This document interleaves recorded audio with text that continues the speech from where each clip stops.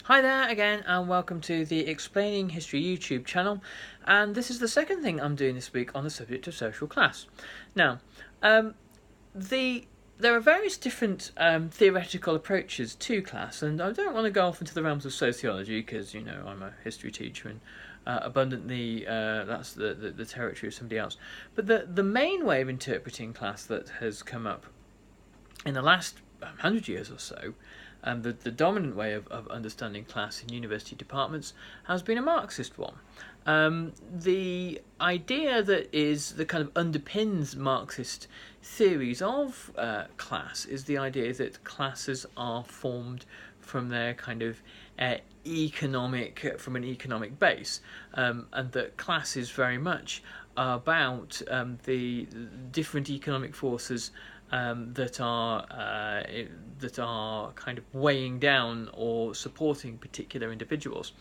So if you take the example of the development of the working class, A.P. Thompson wrote a very famous book, The Making of the English Working Class, in which he described how people were forced or coerced or attracted from the countryside to the major urban conurbations, developing towns and cities of the Industrial Revolution, places like Manchester.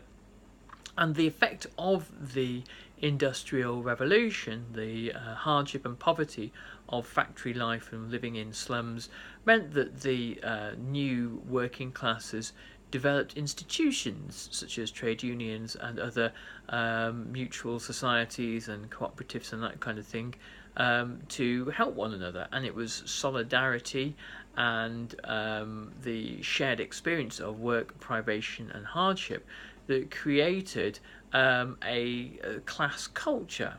And that this class culture, based on solidarity and based on shared interests, was the thing that really turned a bunch of people who essentially work in the same place or live in the same place into a social class. And so a social class is more than simply economics. A social class is a sense of shared identity and of commonality and of common struggle. And if you look at the development of a middle class in the 18th and 19th and 20th centuries, there are certain similarities as far as that argument goes. Obviously, middle class people have different economic forces that affect them, different economic realities, entirely better ones for the most part, and yet the ability of a coherent middle class social identity to emerge, a set of what in the 19th century would have been bourgeois values to emerge, based around thrift, propriety, self-help, and all these other notions that middle class people actually interestingly projected onto working class people and thought that they should endorse as well, and imagined that these would be answers to working class people's problems.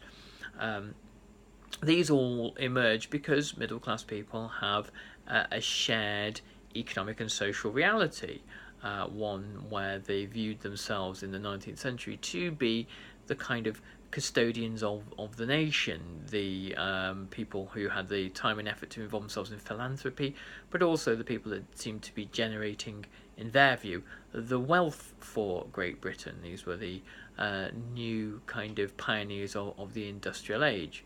Obviously, a Marxist critique would suggest that the people creating the wealth for Great Britain were the people doing the work. But let's not go off down that route just yet.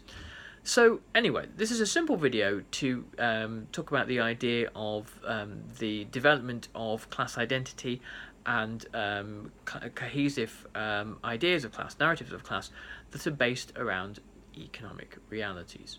Anyway, I hope you found this useful, and I'll be talking more about social class later in the week. Thanks, bye-bye. Oh, and subscribe and say nice things and that kind of stuff.